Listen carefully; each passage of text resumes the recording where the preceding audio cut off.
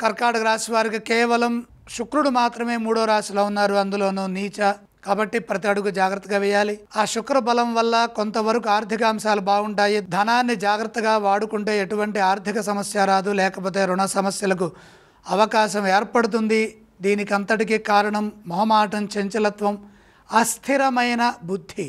నిర్ణయాల్లో స్పష్టత లోపించకుండా చూసుకోండి. మానసికంగా ఒత్తిడి పెరగకుండా చక్కగా ఉండాలి. గ్రహయోగం అనుకూలంగా లేదు.